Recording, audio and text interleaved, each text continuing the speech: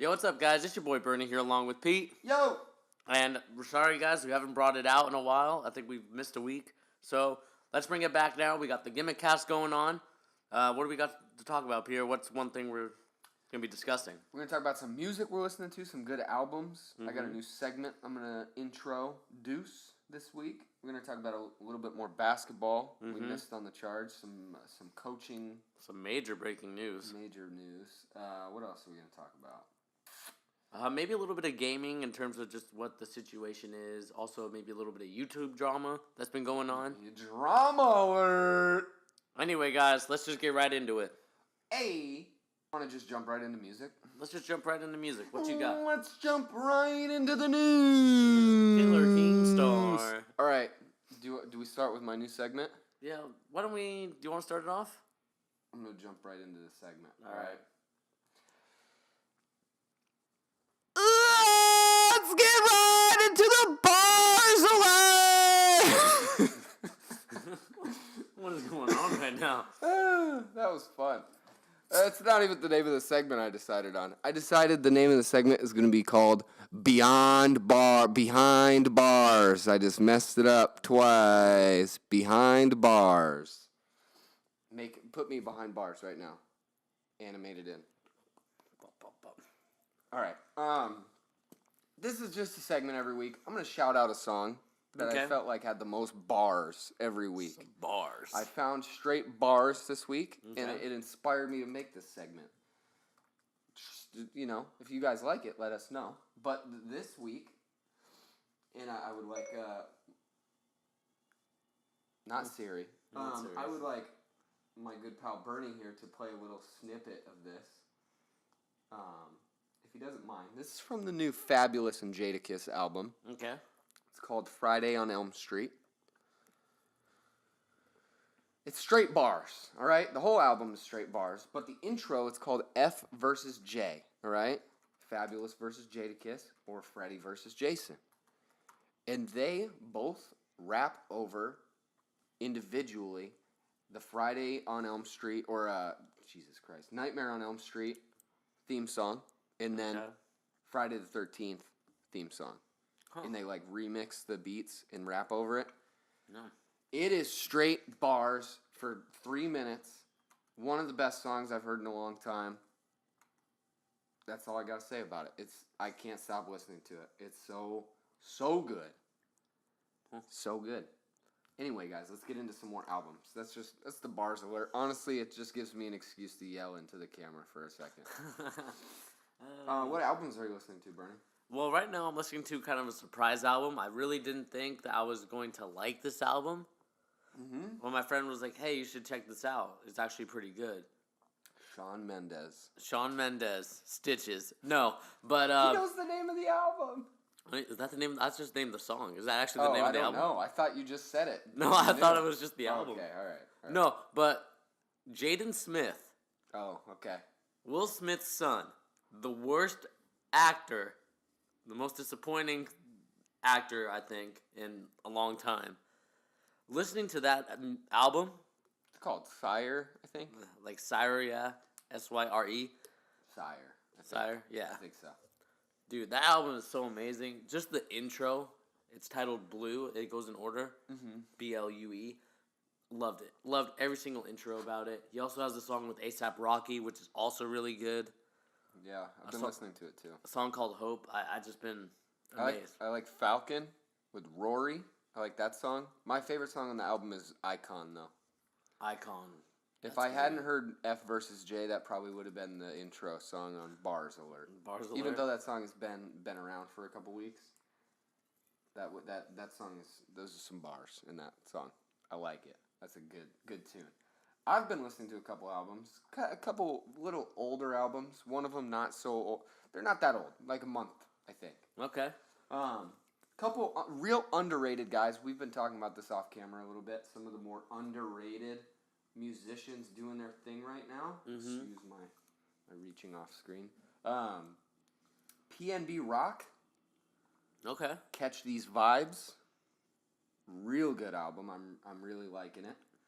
And then Beach House 3 by Ty Dolla $ign. That is good. Real good. Both of them kind of in the same vein of music. They're kind of like the rap R&B, like they're like the Drake little hybrid of it. Like they're following in Drake's footsteps. Really, he did kind of start that, honestly, like the sing-song rap. That's his thing. But these guys do it real well. Very underrated.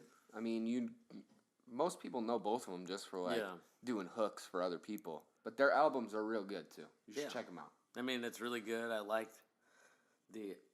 just liked every song on that album. I mean, there's some that, let me look at my phone real quick, because, I'm really bad with names, as you can hear my voice right now, just hoarsed.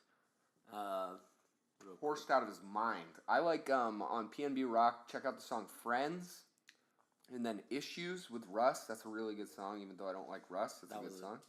The song X with YG. X. On Beach House 3, that one's really good. Check that shit out. That beat on that song, whew! I mean, that's what drew me to it, because I saw it on watching some of the reviewers I like to watch. Luke James, shout out to you. Shout out Luke James. I like him too. Just listening to his reviews on this stuff, I just, listened to X and I just fell in love with the beat. Nothing to complain about this album. Really underrated. Some people will say, they don't listen to this stuff. They would rather listen to the popular stuff. But, when you listen to some of the stuff that isn't really popular, and you just kind of listen to it just to find a good song, normally it comes off of these kind of albums that are kind of under the rug. Not a lot of people are listening to it. Yeah, definitely check those songs out. X, I mean, if it's not on the radio yet, I don't listen to the radio. If it's not on the radio yet, it will be soon. It's really, really catchy. It's a good-ass song. Get on it. Let me just check my recently downloaded music. I'm still listening to Without Warning quite a bit. Without Warning's pretty good. I'm still listening to it. I really like that. Bear with me, folks. Bear with me. Something New, Wiz Khalifa song with Ty Dolla $ign. If you haven't heard that song, check it out. Real good. That's kind of it for new music, but something I wanted to discuss just real briefly, just because I kind of forgot about it. The song Forever, right? I told you about this, but I was listening to the Drake radio on Apple Music, and the song Forever came on. Okay. And I had kind of forgot about that song, but I just saw the title of the song and the people who were in it, and I remembered the song, obviously. I know all the words to that song. It was going hard on the iPod in freshman year of high school. Yeah, it was true. But that's crazy. Can you imagine those four dudes? It's Drake, Eminem, Lil Wayne, and Kanye West all on a song together. Yeah. I can't imagine that even happening now. Because Drake wasn't the biggest dude at the time, but the other three guys were the top of their games at that point. Sure. But now if you look and Drake really is the top of all of them at this point, that's a crazy song to have come out. Yeah. I just I don't know. It just kind of blew my mind, the fact that they got that song made with all those people involved. Yeah, it's kind of crazy. I mean, we don't really talk about that song anymore because I think was it just done for that LeBron James documentary? I think it was on Eminem's album too, though. Was it on the album? Yeah, I mean, it's just kind of crazy to think that song really no one talks about anymore in terms of one of Drake's best works. Because, Good song. I mean, it's a good song. I mean, you have, like you said, three of the biggest names in rap. I mean, there's a rap Hall of Fame.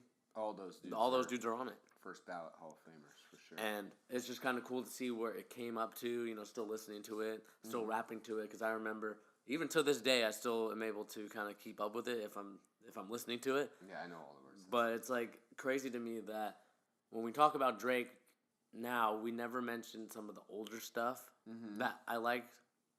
We all wish for the old Drake back in some aspects.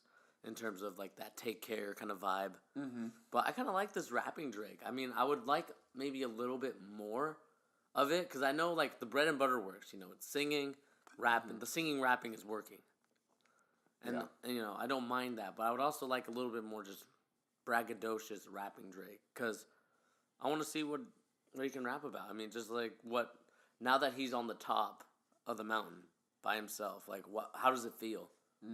I'm going to differ from you. I don't want any more of that from Drake. No? I feel like that's the last 3 albums he's put out. And the the first of the three was the best. It was like, if you're reading this, Yeah. you're too late. That's the best one. So I would like him to go back and at least try something new. I don't want any more dance hall music. Yeah, the dance hall needs to stop. I don't want any more of that. Even though I do kind of like it, honestly. I think I like it more than some people. Yeah. But I don't want, like, just the braggadocious rap. I don't want him doing his grime thing anymore. I want the take care. I want take care. You want to be in the feels? I want my feels back. You want the feels back? Why'd you just make me say that? I don't like to say, I want my feelings back. I don't want my feels back. That's not a thing. To be in your feelings. Good. But, I mean, maybe that's just a topic for another day. We can talk about kind of what our favorite kind of Drake songs were in, the past 10 years. Figuring out which song was, in your mind, probably the most memorable song for you. Do you have an answer? I think if I had to pick one song that's, like, not very popular, I'd probably say it was the... Not very popular? It can't be popular? Not very popular. I would either say Practice or Cameras. No, I'm not singing for you guys. Practice or The Good Ones Go, the Yeah, hybrid combo Cameras song. or whatever it's Yeah. called. Does it have to be Drake? Is that what you asked? Yeah. I kind of missed it. I like From Time. That's with pretty good. Janae Aiko. Yeah, that's good. I like that song a lot. Oh, Come Through is another good one. That's a good song too. We're naming a bunch of songs from. This is the Drake cast, by the way. This is Drake Cast. We're on the DJ Academics Drake Cast. Oh man, that's not the real answer I would give. I like Underground Kings. Ooh, that's a good one. With Rick Ross. That's my favorite one. Wow, that's actually pretty decent. Yeah, those are probably my two that I would come back to the most now. Yeah, I mean, probably forgetting something. Yeah, but speaking of, just Drake, he's won a couple Grammys. The Grammy list has came out. Let's hear it. Let's just go. I just want to go over some of the stuff. And the interesting thing is about Album of the Year. This is the first year in maybe, I don't know how long, but there's no white male as one of the guys nominated. Like, look at the album list for this. So it's Awaken My Love by Childish Gambino. You have 444 with Jay-Z, Damn with Kendrick Lamar, Melodrama with Lorde, and then 24 Magic with Bruno Mars. Who are you picking out of that? I mean, if I had to pick one, it'd probably have to be Damn, I think. All right, I'm going to get a little controversial. All right? You're going 24K Magic. I do like that 24K Magic. It is a good album. That's not my pick, though. All right? Damn, and I'll start off, I think this is my more controversial point. I don't think Damn should win, personally. Because not only is it not Kendrick's best work, I think it's probably the worst of his 4 big albums, big studio albums. Even it's not bad by any means. It's definitely a great album. But I feel like if he wins it, they're just like retroactively giving him an Album of the Year award because he should have won for To Pimp a Butterfly. Was it that, or was it Good Kid, Mad City? The one that he lost to Macklemore. I think it was Good Kid, Mad City, actually. Good Kid, Mad City, He should have won that year because that really is one of the best albums of all time. One of the best albums of all time! All time? Okay, I was talking about Kanye. I was doing my Kanye reference. If I had to give it to any of these, I'd give it to Childish Gambino. I think that album is so good. Awaken My Love. I love that album. That or 444 is I think it's going to be Jay-Z that wins, personally. Yeah, the Illuminati continues. Or they're going to give it to the only female on the list and give it to Lorde. But I didn't listen to that album, even though I've heard it's really good. Yeah, I don't know. It's going to be a tough...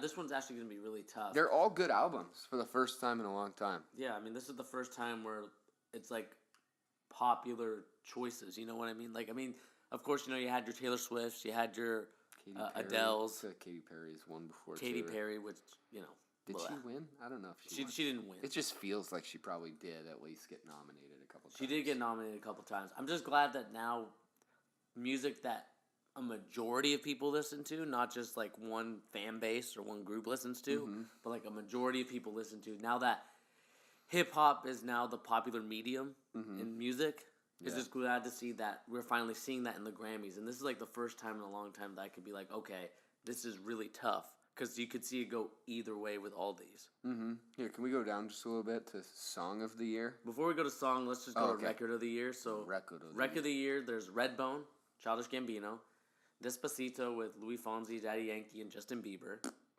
The Story of OJ with Jay-Z, Humble with Kendrick Lamar, 24K Magic, Bruno Mars. First of all, Humble isn't even near the best song on that album. They just picked the most popular one on the album. It is not even close to the best. Despacito, I hate that shit. You hate it just because it got overplayed? No, I literally hated that song from the second I heard it. I just didn't like it. Okay. 24K Magic is a really good song. That one's really good. But that's not my favorite song on that album either. I like the... That's what I like. That's what I like. I like that song the most. So I want to... I think... All right, let me go back to Album of the Year. I think Jay-Z's going to win Album of the Year. I think Redbone is going to win Record of the Year. That's my favorite song on that album, too. Okay. I think I'm going to go opposite with you on Record of the Year. Like you said, Humble wasn't Kendrick Lamar's best song, although it's very popular. And, it's played in a lot of games. A lot of different mediums use it for their song. I just think it was not the best song on that album, in my opinion. I think out of all of these, the only two I think that could potentially win it, not based on what I like, but based on what the fans want, and it's either Despacito or 24K Magic. I think those two are in contention to win. Story of OJ would be a good one because I like the message behind it, and it's a good song, and I liked it on the album. But I think if we're just going by like popularity contest rules, Despacito or 24K Magic will probably win. But I'm going to go 24K Magic just to be not so in the popular vote with Despacito. All right, I'm just going to say Despacito's going to win. Probably. It probably is. But Redbone should win out of all those. All right, let's go to Song of the Year. We have Despacito again. 444, Issues, 1-800-273-8255. That made Song of the Year? And That's What I Like. I'm so upset that song is on the Song of the Year list. Which one? The Logic song. How is that on there? What do you mean? I don't think that song's that good. I think it's pretty good. It's a good message to it. All right. I'm in the minority, I guess. I think a lot of people do like that song. I just don't think that song should ever even be named in the Song of the Year caliber. I mean, I like, and I keep saying this, right? If you're going to give these people an award that they've never received before for the best song of the year, the best album of the year, like, I feel like it not only needs to be one of their best pieces of work yet, but it needs to be the best thing they've put out that year. And for Logic, that's not even, like, I don't even really like Logic, but I've heard better songs from him this year than that. Okay. For certain. Just because it's a popularity contest, though, so I guess I'm wrong. It's definitely his most popular song ever. So, I don't know what I'm talking about. I just think the message behind it, it's about... With Issues. Issues, I think that's on... Is that her? I think that's... No, because I got issues. Yeah, I think it is Alicia Cara. Is that her in, like, Machine Gun Kelly or some awful garbage like that? Or is it... No, it's not her.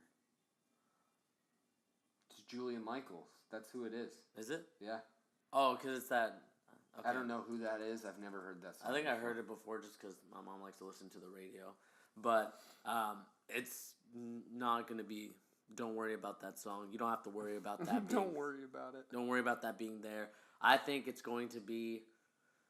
This one I think should be easy for me. If I was picking, I'd probably pick That's What I Like. That's what I'm picking too. That's by far the best song. Because 444, I'm not really a fan of that song. Like, I would pick... I wish Story of OJ would be in this one. Because then I would definitely pick Story of OJ and Song of the Year.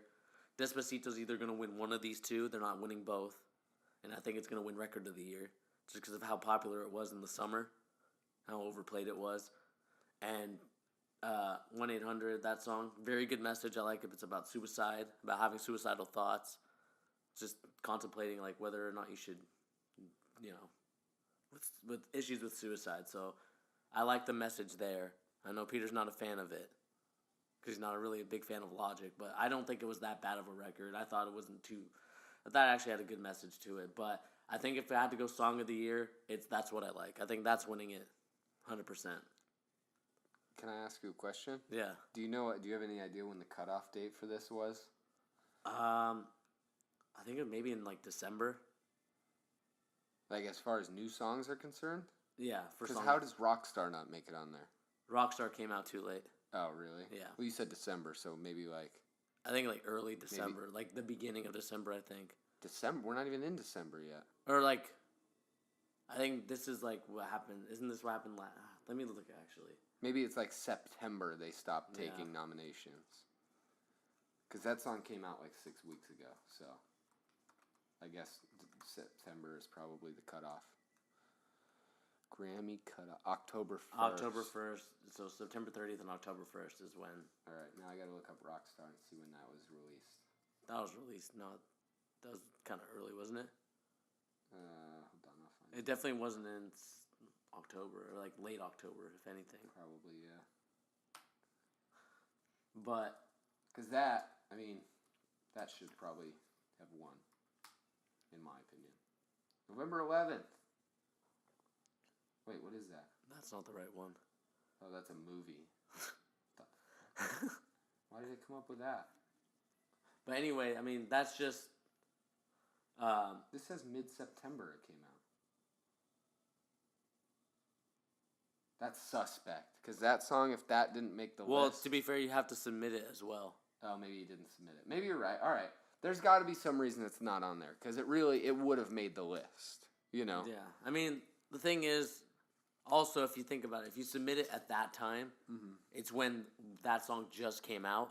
Yeah, it's probably not. So as like, much it's buzz. not as much like build up as like Despacito or Jay-Z's album. Yeah. Or any of these, because these all came out before that. Mm-hmm. So it's like those already had their numbers established, while Rockstar was still climbing up. Yeah. So it's kind of like it probably would be a little bit low on the list if it was put on the list, which kind of sucks because. You know, the Grammys aren't until, I can't even remember when, like February or something February, like just that. kind of early. So it's not, you don't really get a good estimate of how that song will do. But, you know, maybe next year, I'm sure, you know, Post Malone, I'm kind of surprised that Post Malone song didn't make it on here. Maybe well, I guess everything, he didn't really release anything new this year until Rockstar. Yeah. But... Let's just move on to the next category, which is an interesting one. For Best New Artist, we have Alicia Cara, we have Khalid, we have Lil Uzi Vert, Julia Michaels, and SZA. I don't know how SZA's on there, because she's not new. I guess they do that every year. It's the same thing as Lil Uzi. Well, I think what it is that, like, it's like your big, first-time big album, I think, is what counts as, like, new. I guess so. So, like... Yeah, they all did put out their big, like, first album this year, I guess. Yeah. I mean, two of them, I have no idea even really who they are. Who? I'll tell you, I don't know who Alicia Cara or Julia Michaels is. Julia Michaels, she's the one that's sung the Issues. And then Alicia Cara is the one that sings Is Here. she on the 1-800-273? Yeah. Okay. She's the female voice on that, and she also does the song Here. Can I tell you who's going to win this? Because I know the answer. Who? It's Khalid. Yes, it has to be. He's 100% going to win. That kid is so good. I mean, it's not even like... I think he's okay. Honestly, I don't think he's as good as you think he is. He's just like, to me, fits the exact mold of what they want in a new artist. Like, he already has a bunch of sponsorship stuff that he has. He's going to win. I think Khaled's going to win this one for sure. You know, I was a big fan of Lil Uzi Vert. I was a little disappointed in the album, though. So that's kind of what knocked me down from Lil Uzi Vert. But I think this one will either be a two-horse race between Alicia Cara and Khaled. I think those two might have battle it out for it. Yeah. Because I don't think SZA's going to do it. As much as I like SZA. I think she's the best on the list, personally. I mean... In my opinion, I like her more than the other four people. I think Khaled's probably my choice for this one, but I can understand why people pick SZA. Mm-hmm. But I think it will be between, like, if we're talking popularity and all that stuff, it is going to be between Alicia Cara and Khaled, I think, in terms of who's going to win the Best New Artist. All right, guys, we're back here now. Let's just go right into the last two categories that the Gimmick Cast will talk about, just because we're more into more of the hip-hop R&B stuff. So the last two we're going to be talking about here is best rap performance and best rap album. So let's talk about the best rap performance. So here are the nominees. We got Bounce Back, Big Sean, Bodak Yellow, Cardi B, 444, Jay-Z, Humble, Kendrick Lamar, Bad and Bougie, The Migos with Lil Uzi Vert. What are you taking in this best rap performance? What's your pick? I'm easily picking Bad and Bougie. That's my favorite of all those songs. The fact I like Big Sean a lot more than I like I think most people give him credit for. And Bounce Back is a really catchy song. But that shouldn't be on there. Bodak Yellow should not be on there. 444 and Humble are on there because they made the other awards. Yeah. Bad and Bougie is the only one I want to give respect to on this. That's my opinion. I'm voting for that. If I get a vote, I vote for that. Yeah, I think it'll definitely be between Humble and Bad and Bougie as like the final two. I mean, Bodak Yellow, it's a catchy song. It's not my favorite song, but I don't think it deserves a rap performance. Mm-hmm. I mean, what does the best rap performance mean? Does it mean that they performed it at a concert? No. Or is it just like another category to put another song? It's literally just best rap song. I mean, they left out a lot of big songs on this. What's that Future song? The one with the flute. Mask Off. Where's Mask Off? How is that not on there? That song was so popular. Mm-hmm. That song was good too. Then what about T Grizzly? T Grizzly. What's that? My Moment. Yeah. Why is that not on there? I mean, there's a lot of songs that they left off this list. You know, Bad and Bougie, of course, was going to be on there. I'm surprised the Black Beatles wasn't on there. Yeah. From the Ray Shremmerd. So I'm surprised that one wasn't on there as well. But if I had to pick between all these, I would pick Bad and Bougie as well. Mm-hmm. I think the Migos will probably get this, hopefully. I don't want to see any of these other guys get it. I mean, Jay-Z's already had his time to have Grammys, and he's won them. I would want the newer guys to get those awards, because then it'll show the older heads that are kind of knocking the newer generation of their kind of rapping ability. It'll kind of prove them wrong because they're winning Grammys finally. You know, it would just give people another reason to hate on the Grammys, though. Yeah. You know. I mean, I get that, but at the same time, you know, we're moving into a new generation of rap. Let these guys have their moment to shine now. Why not?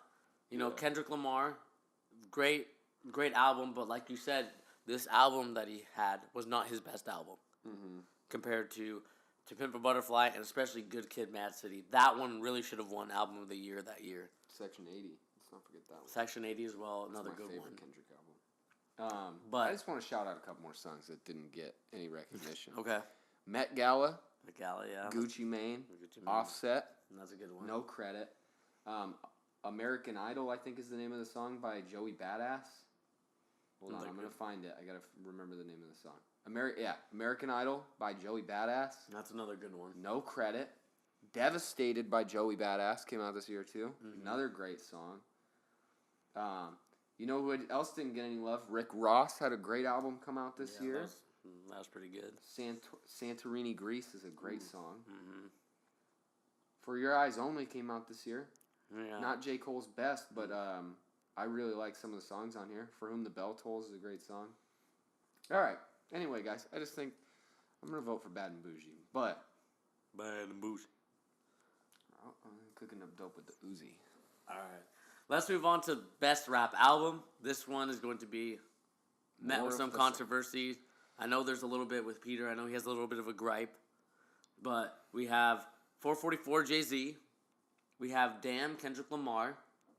We have Culture Migos.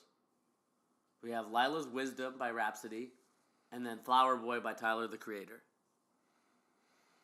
What is your feeling on this list that we have for Best Rap Album? Let's be honest. Rhapsody shouldn't be on here. I don't think so either. That don't belong on here. I do like the fact that Tyler, the Creator, got some love. He's not going to win, even though, honestly, out of all those albums, that's my favorite of the bunch. I like that the Migos got on there. They're definitely not going to win, though. I honestly, whoever wins this is going to win Album of the Year, in my opinion. Like, the main Album of the Year. Mm-hmm. So it's going to be Jay-Z or Kendrick, and I think it's going to be Kendrick. I think he's going to, like, sweep the Grammys this year. Okay. Yeah, I think it's going to be Damn, but I would vote for Flower Boy. Yeah, I think this one is a little bit hard for me. I think popular vote's probably going to go Damn. I want to say that everyone's probably going to vote for Damn, but I think best album of the year should be Jay-Z's 444. I know I said that we should pave the way for the new guys to get the albums, or like to get these awards, but I think that 444 album was so good, and they had so many good songs on it that I enjoyed the whole thing. It wasn't just like I enjoyed like maybe one or two songs, and that's how I feel with Flower Boy, in my opinion, and The Culture, and Damn. Yeah. There's like songs that I was okay with, but I think 444 as a whole album, I enjoyed a lot of it more than the rest of these albums, I think. So I'm going to go with Jay-Z as my pick. Okay. It's just very hard because I think there should have been some more deserved albums on here. I think like some of the albums that came out later in the year are didn't get enough credit. Like I think like and some of them are probably just a little too light. Like Big Crit's album, probably could have made this honestly because it's that good. Vic Mensa's album, I think it's called like The Autobiography, is a really really good album. Mm-hmm.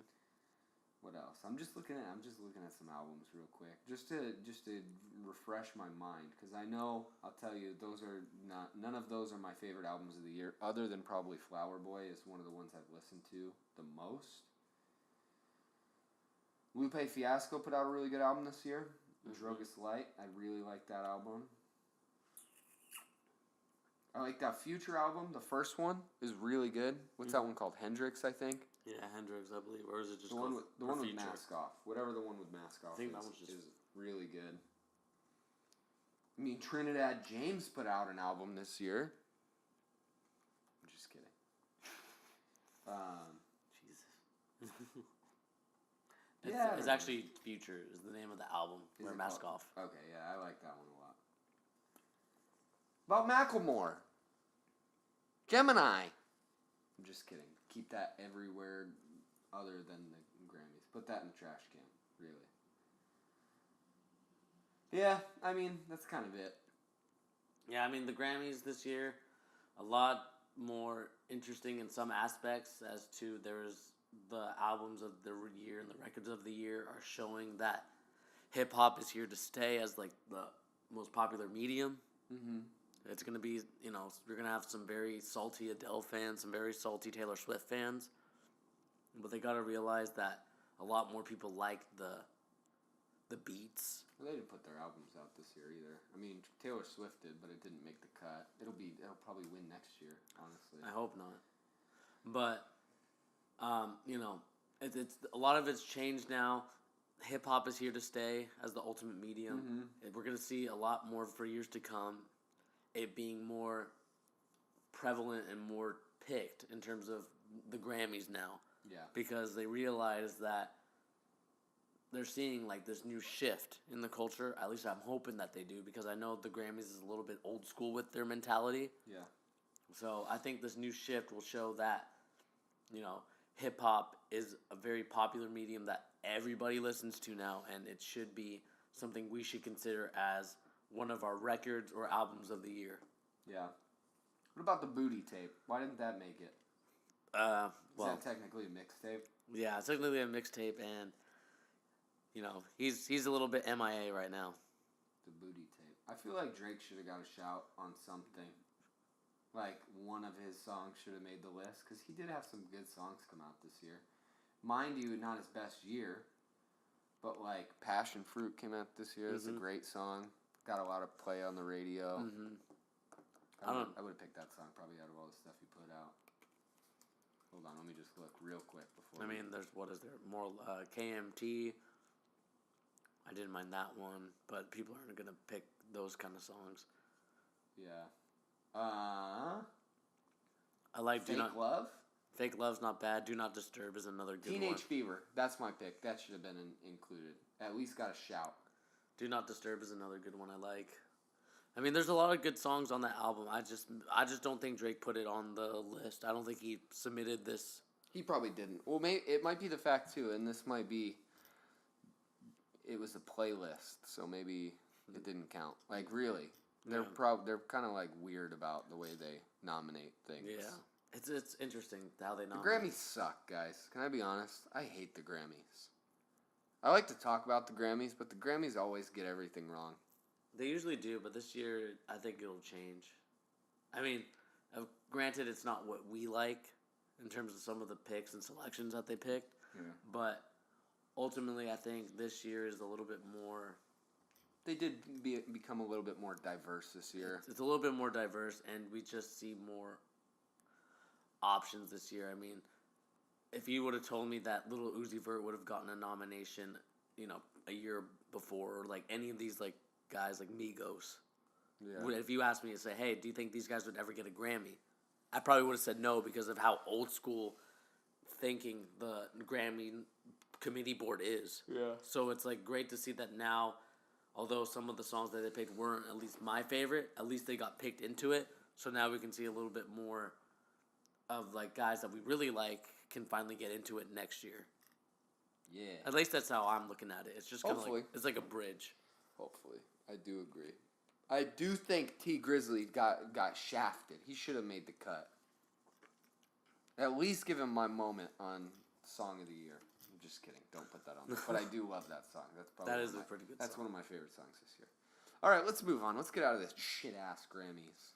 All right, let's move on from I'm over it. What are we talking about now? What are we talking about? Want to do some sports? Do we want to do some sports? Sure. Let's talk about David Fizdale. David Fizdale, yeah. So if you guys don't know, the Memphis Grizzlies fired David Fizdale after, I believe it was just a very short reign, maybe less than... last season and then 20 games this year. Yeah. And I think this comes down to, in my opinion, when we talk about it, it just comes down to what the Grizzlies want to do. Mm-hmm. And the hire of Fizdale was supposed to be, they were supposed to contend. I think that's what hiring Fizdale was supposed to do. But now they're kind of like thinking, oh, wait, we have some of the pieces, but we don't have the whole team. Maybe we should go into a rebuild. Yeah. And I think with that's the reason why they were like, okay, let's just fire Fizdale because that's the easiest thing to do. It's like, no, let him be the coach, trade away your pieces.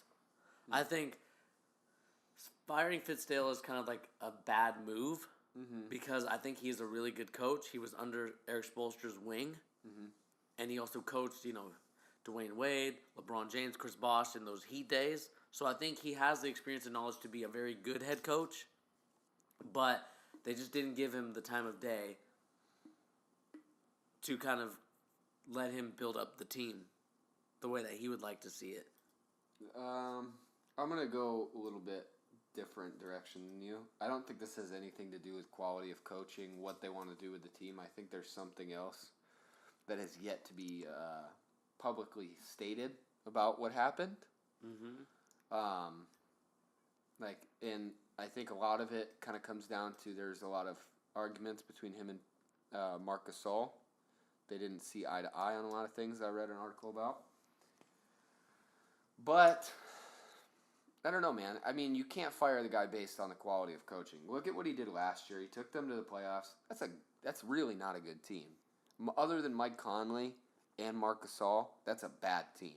Yeah, I mean, they're not built for today's NBA. They're not built for any NBA. That team is like a bunch of guys who, like, you put any of those dudes on a lot of different playoff teams, and they're on the bench. They're starters, like the other three starters they have, or even just like the bench dudes they have are like guys who don't get any minutes at Golden State or the Rockets. Right. So for him to have done what he did with the team, he was 50-51 in his overall record. That's pretty good, considering minus the fact that he went on an 8-game losing streak to end his career there. He had a winning record with that team. Right. It's pretty impressive. And it seems like around the NBA, he has a lot of respect. You know, you saw the people come out and say, like, this is crazy. How is this guy getting fired in today's NBA? And whatever it is, I mean, it's definitely has nothing to do with his quality of coaching because he's a much better coach than a lot of people. Honestly, the instant I saw that, can I be real honest about Jeff Hornacek or whatever his name is? Yeah. What's his name? Is his name Hornacek. Jeff? Is it Jeff, though? Yeah, Jeff. Fire him. No offense, Jeff. See ya, dog. Bring in David Fizdale to coach the Knicks. I want him to be the coach of the Knicks. I would love it. But that's kind of just a joking side point, really. But it's crazy. He'll have another job soon enough. He's a great coach. There's a lot of coaches there's a lot of coaches in the NBA that are worse than him. Yeah. Like, let's be honest. The Cavaliers could use him as their coach more than they could use Tyronn Lue. Mm-hmm. He would do a lot better things with that team. And honestly, he would probably give them a better chance of winning the championship than Ty Lue does. Yeah, I just think Fitzdale kind of got shafted a little bit. I mean, A lot of bit. I mean, it just kind of sucks to see that he wasn't able to. And I think that just goes down to the culture now of sports, is that we don't give our coaches enough time to establish themselves. Yeah. We only give them a year or two before we're like, all right, because it's easier to replace the coach than the players. Yeah. Because the players are more expensive than the coaches. So it's like you can't really, get rid of the players that quick because you still have them on your books while they play for a different team. Yeah. So it's easier to just kind of pay like the $100,000 coach. Yeah. Or however much they're making than to just kind of get rid of players. And that's what sucks about today's NBA and just sports in general. Coaches should at least be given 5 years. Let them see what they can do in the 5 years. If you see, a steady improvement in those 5 years. Maybe 5 years is a lot. Maybe like 3 years.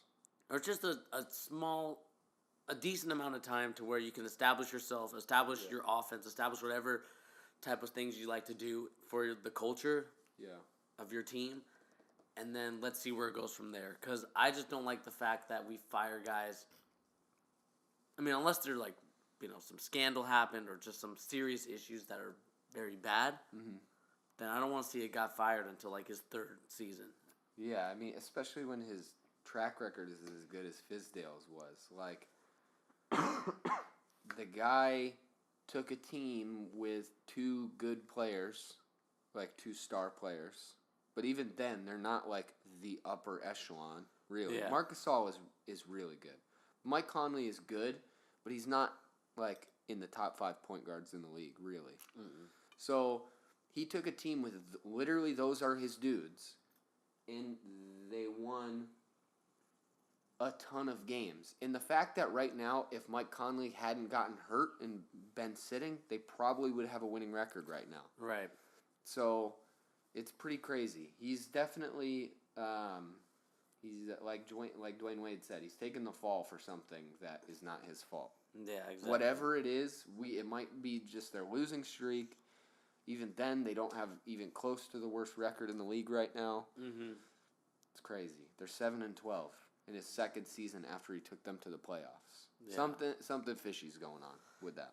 Yeah, I mean, like the more we get into it, the more that we'll find out whether it was just like a player thing or if it was just a little bit more behind the scenes. Maybe the owner and him didn't see eye to eye, so that's why he got fired.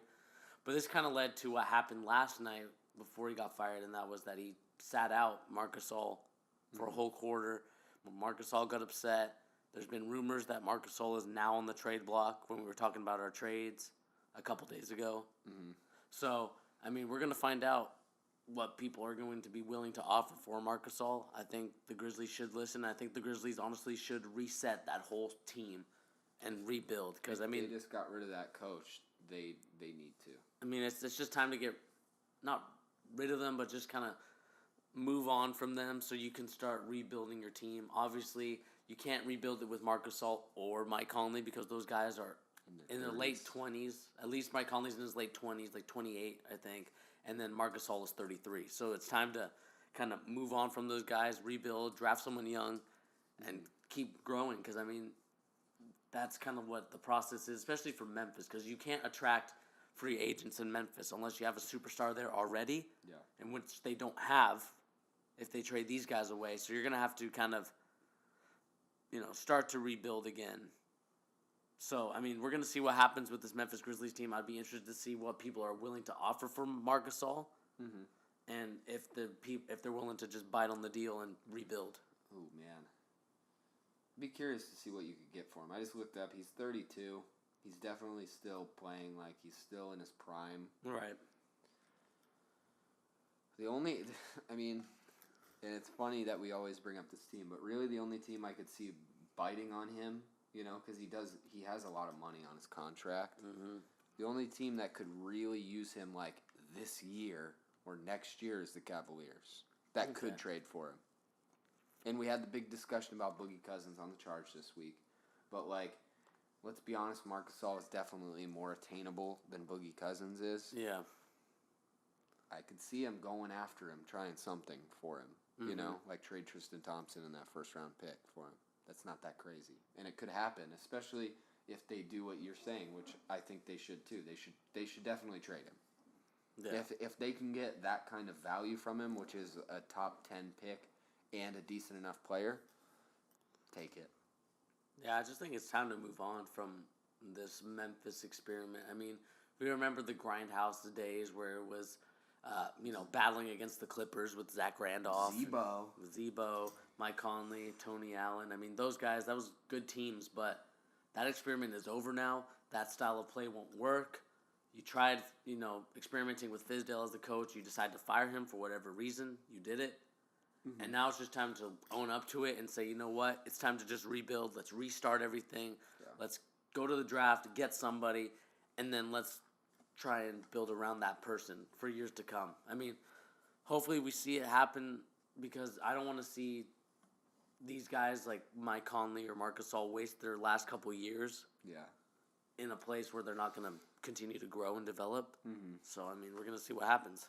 We will definitely have to wait and see on that. Other sports stuff. Who are we going to talk about? Hold on.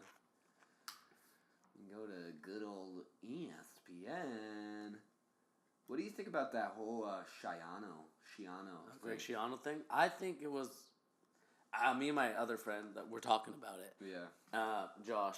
And we thought that I think what's happening is that with Greg Schiano, I think there was another coach that Tennessee was hoping for. Mm-hmm. And Tennessee kind of settled on Greg Schiano. Mm-hmm. But then the other coach, I think, kind of said, you know what?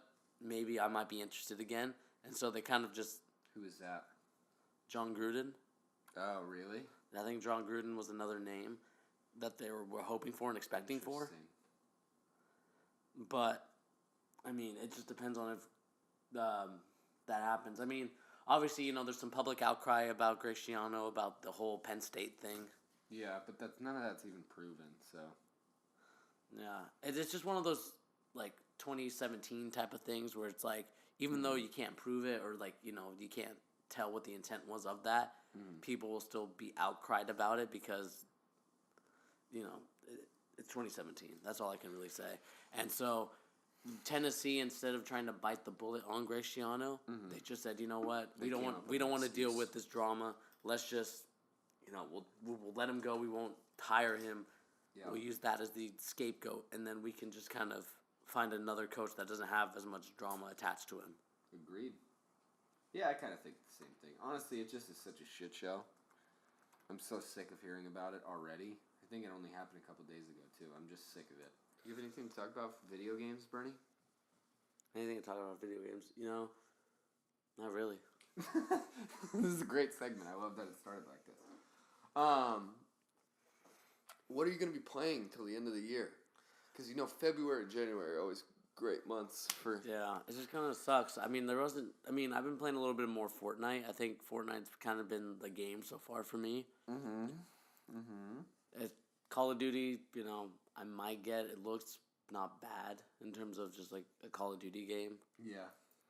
But I think Fortnite right now is just the game I've been playing. I haven't really been, interested in playing another game.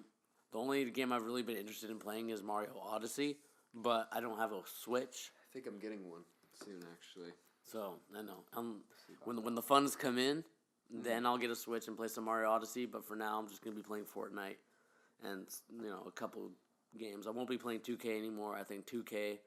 I know we've ranted on 2K before on the Gimmick Cast plenty of times. He's hit his limit. I've just hit my limit with 2K. It's just impossible to play and improve your guy without playing countless hours. Yeah. So I've just gave up on it. You gonna pick PUBG up in a week or two? I'm thinking about PUBG, but I've really been having a lot more fun with Fortnite, and it's free. So it's like... I'm getting Battlegrounds for sure. It's only $30. I mean, I might get Battlegrounds just because I know everyone will play it, but I've been having a lot more fun with Fortnite, and I've seen a lot more people pick it up as, like, on Twitch. Mm-hmm. I've seen it really... Fortnite, yeah, it's getting some popularity going right now. I just feel like with the video game landscape right now, it's free to play. They're going to do some dumbass shit, you know?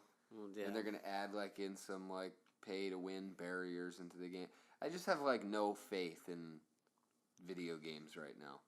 I think that's where I'm at with video games in general, because we've seen the Star Wars thing with Battlefront 2, how they were adding loot boxes. It was like, you have to, if you play this amount, you get this many credits. You can get, like, Luke Skywalker, Darth Vader.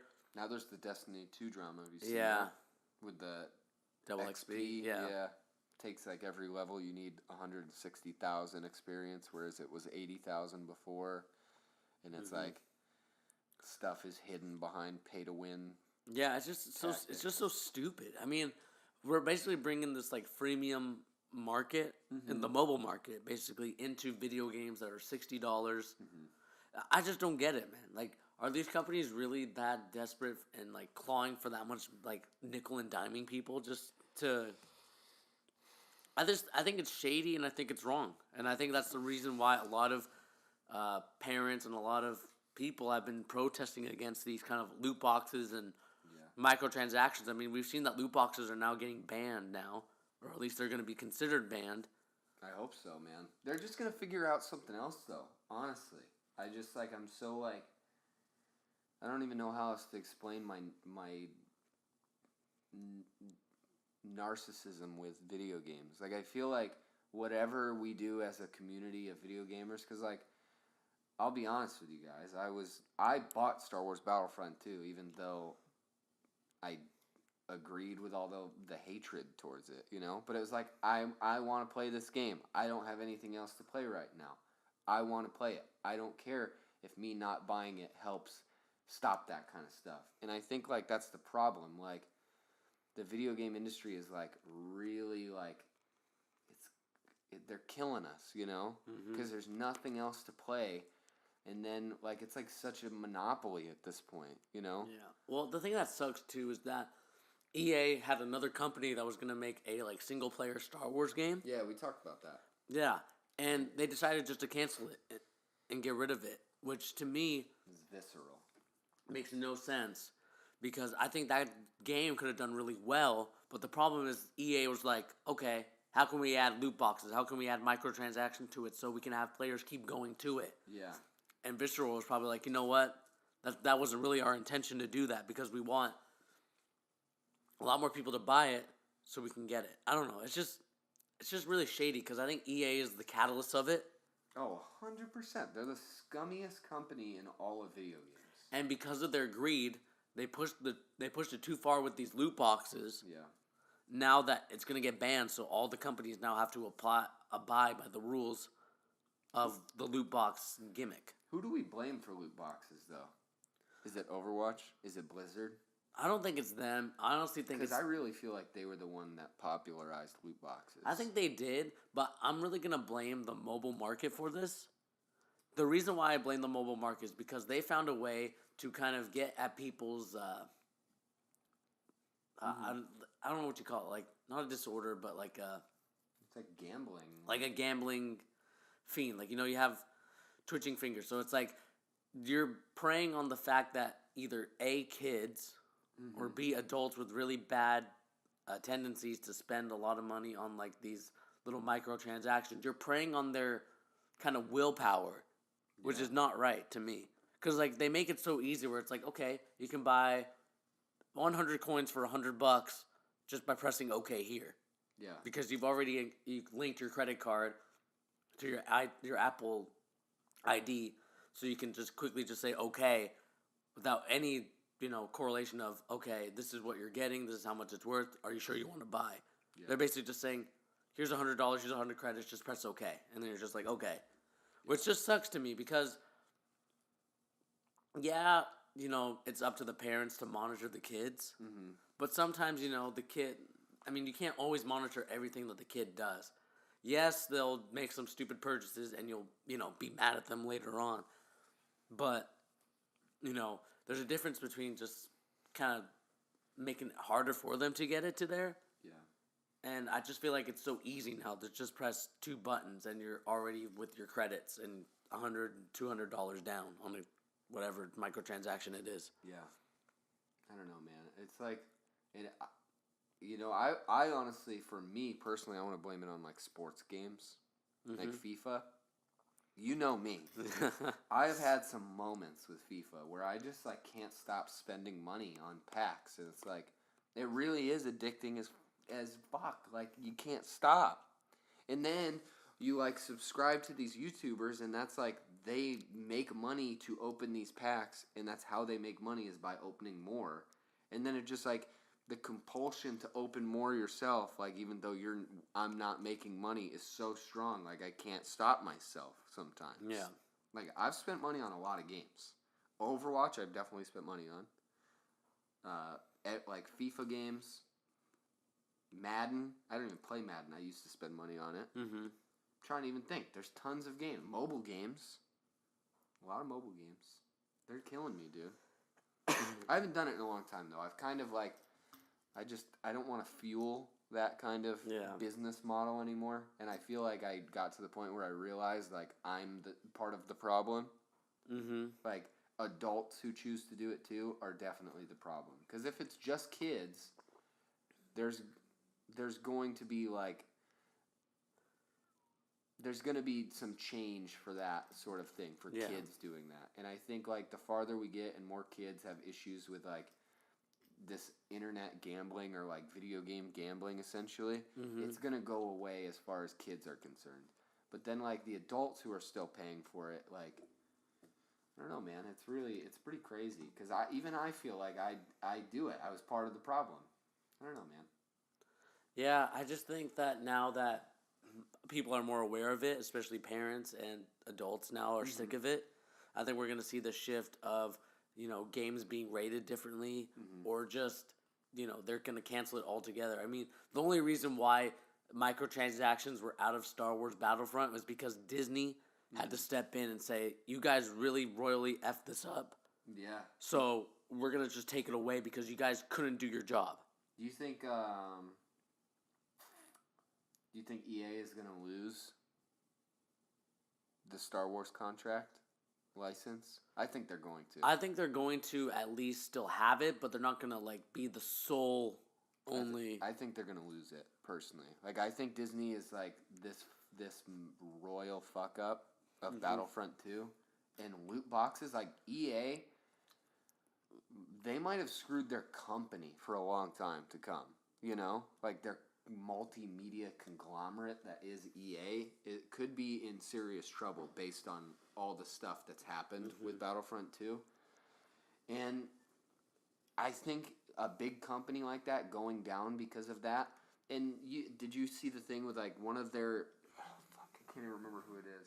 A big dude that works at EA came out and like essentially said that loot boxes, the money that they get from loot boxes isn't necessary. Yeah. Like they make a lot of money with the prices of video games as high as they already are. Mm-hmm. And like EA is a company that every game they put out sells a lot of copies. Right. So they don't need microtransactions. And it's like the problem, like the premium games that we talk about, where you pay the base price of the game and then they expect you to pay more and more afterwards. Yeah. Is like, it's pretty crazy, And I think certain games, like, let's go to, like, World of Warcraft, right? Mm-hmm. A subscription-based game where you had to buy the copy of the game first, and then you're still paying it. Like, people were okay with that for a while, but I think that now it's going to spill over to games like that, too, where you pay your upfront fee for a game, and then you're done. Mm-hmm. I think that's going to be the end result for a lot of people. Yeah, I just think it's just gotten to a point where I'm just sick of kind of what the video game market has done to just gamers in general. It's just been a very toxic kind of feel to it with all this kind of EA microtransactions. Because I mean, EA said, and former employers and former head of EA creative teams and all that stuff for the different companies that they bought out. Excuse me. But they've said before that these loot boxes aren't necessary. They've basically said these are just basically here so we can make more money. This is extra money. And the thing that makes me mad is that there's, like, especially in FIFA, because there's a movement right now that's saying boycott FIFA. And that's just because of the way that there's some, technical issues a little bit here and there. I mean, all that extra money you could be making could be fixing some of those issues and also the servers as well, because, sometimes the servers are a little bit shaky. Yeah. But, if you have all that extra money, and I just kind of, I've watched Nepenthes, who's also said it before, like, basically it's all these little bugs that we have in games are there, and if it doesn't harm them making money, it's, like, very low on the priority list. They don't care. They don't care at all. Because think about what comes out in a game like, and I hate to use a game like Overwatch, because really Overwatch is, out of all the, like, the premium games where you're playing and you still want to pay money, you don't have to do it, really. Yeah. Because, like, you can get the full experience out of Overwatch with just the base copy of the game. Right. But Overwatch is a good example because, like, it's not, I guess it's not a good example because it is polished, right? But a game like FIFA where, like you said, the bottom barrel of issues is really the glitches and the stuff that hurts the game. Like, they don't care because look at what actually comes out every week, in their patches. It's new players and new informed players and stuff like that. Like, new things to spend money on come out before fixes for the game that's already there. Yeah. That shit is crazy. Yeah. I mean, it's crazy. I can't stand it. Yeah, it's just got to a point where I'm tired of it. I still like playing those games, and I'll still play like FIFA and sometimes, but I don't know, man. It's just gotten to a point where some of the games are just preying on people's mental ability to kind of go away from like buying stuff. Yeah. Where it's just hard sometimes because, some people have those tendencies, and it's not a fault of their own. It's just how you have to deal with it. But they prey on that, saying, okay, we're going to take advantage of these kids or these people, adults, that want to spend money on the game because we know that if we put out this shiny new thing or we change the color of the card or we make this thing look cool, they'll want to buy it. Or if it'll help them win a game. Yeah. They'll buy it. Certainly, dude. I mean, it is honestly craziness. The fact that stuff still happens. But let's talk more happy video games. You're just playing Fortnite right now? Yeah, Fortnite, dude. Fortnite is like a really good game. I've been having a lot of fun with it. I think now that they've added a little bit more customizations, they've added some new weapons. I just like watching videos of Fortnite, and I also like playing Fortnite especially with my squad. Yeah, your squad. The squad. But I mean, that's just what I've been having fun with. I mean, there's some sports games here and there, but Fortnite has really taken over my kind of love for video games right now. Okay. I've been playing Battlefront 2. I've been playing We Happy Few, which is a game made by some of the guys who worked on the BioShock games. And they made their own kind of indie studio, and they started making this game. It came out early, like pre-release. In like March, and I got it like right when it came out. So it's been updating, and honestly, it's a really good game. It's really, really unique. I like it a lot. Mobile games. I've been playing a couple mobile games.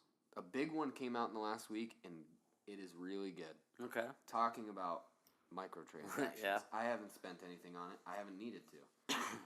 Animal Crossing.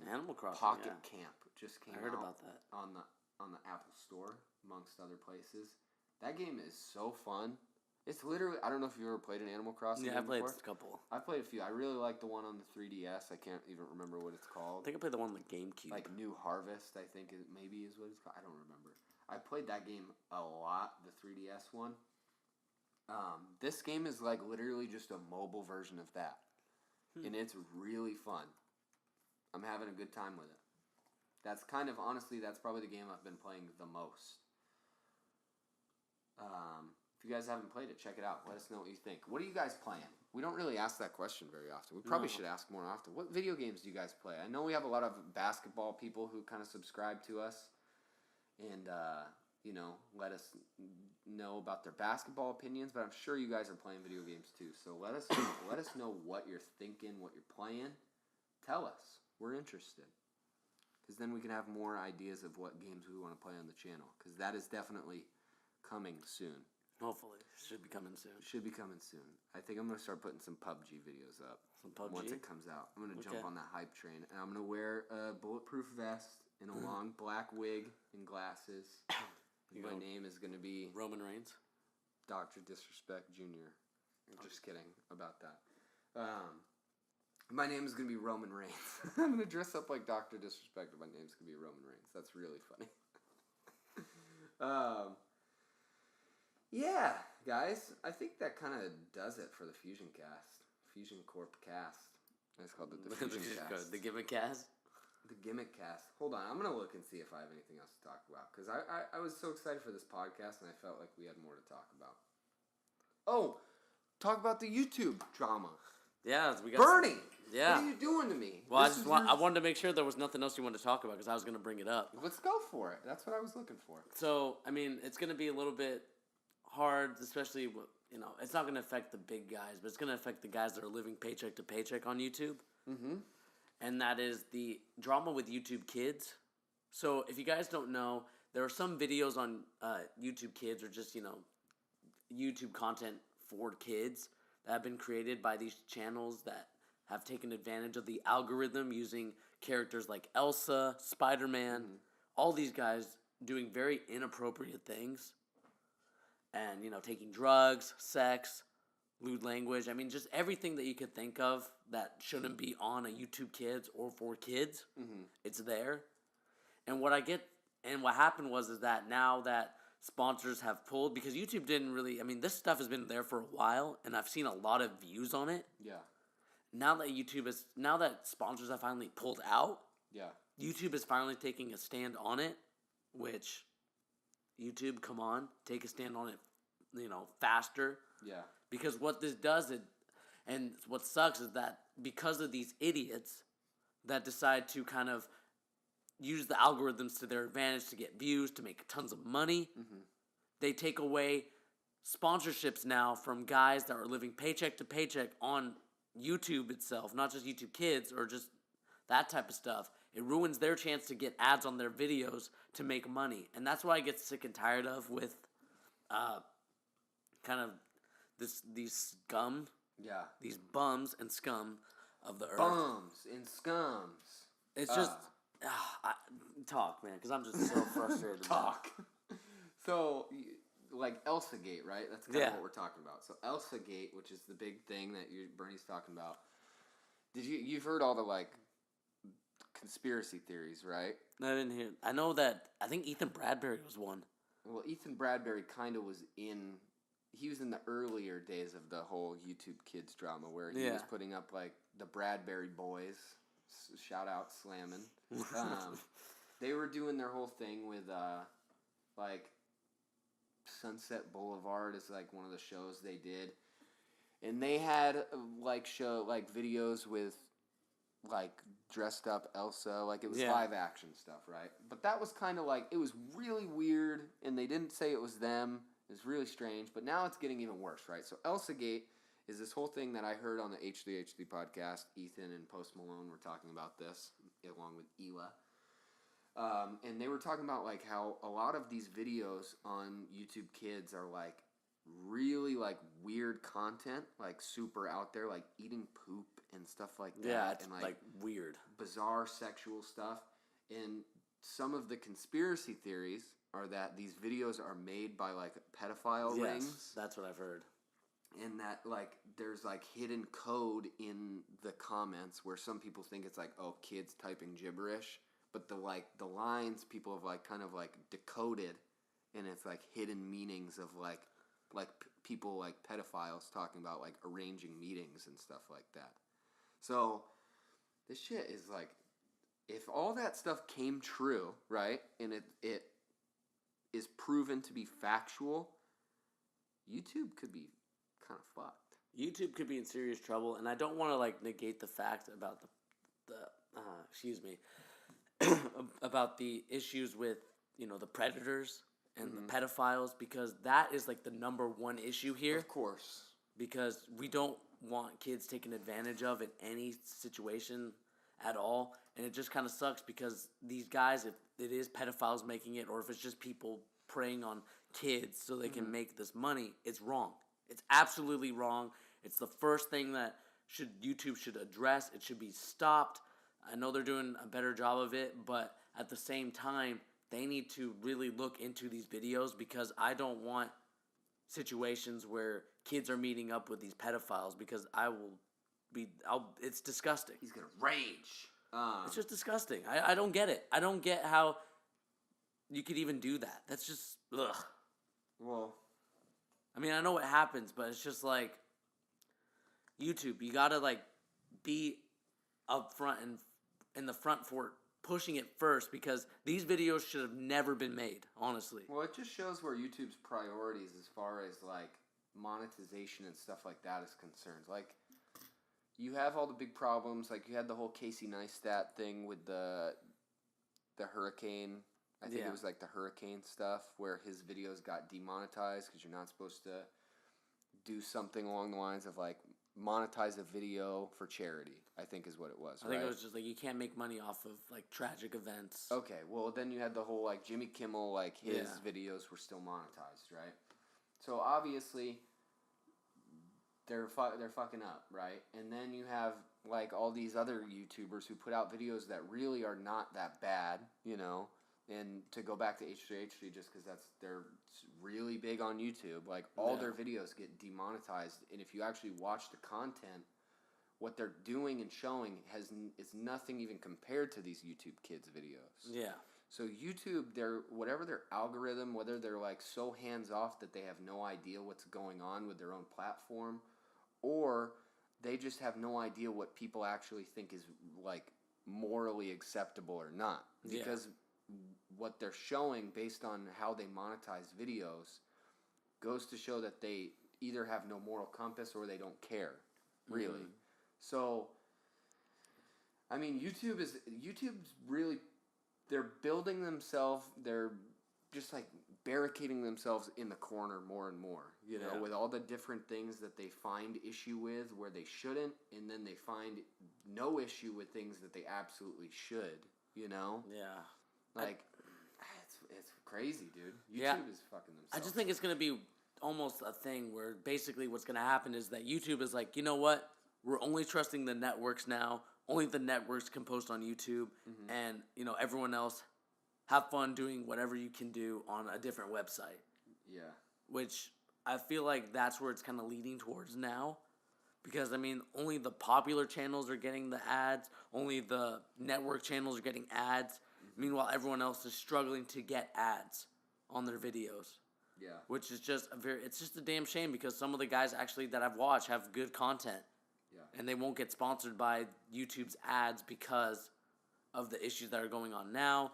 They had some issues with Patreon where they wouldn't let people link their Patreons, because now that YouTube is having this like adpocalypse, Patreons is very important more than ever now, especially for those guys.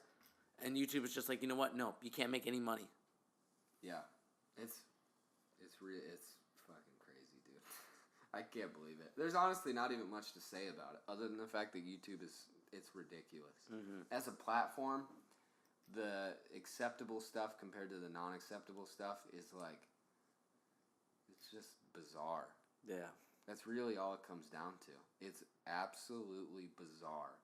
And then you have like finally this whole like YouTube Kids is finally getting some attention. Like that has been around for months and months and months. For at least a year, I think. Almost the entire year I've been hearing stuff about this. And now it's finally getting mainstream media attention. Yeah. Whereas like you had the PewDiePie thing with the Nazi video, right? Yeah. Not his other whole debacle. We already talked about that. We're not getting back into it. Oh, that was bad. All right, guys. This has been your boy Pete over at Fusion Corp, along with Bernie. What up, y'all? We're out. Thank you for watching. Hit that like and subscribe button. It's been a good time. We'll see you later this week. More content every day. Stay tuned.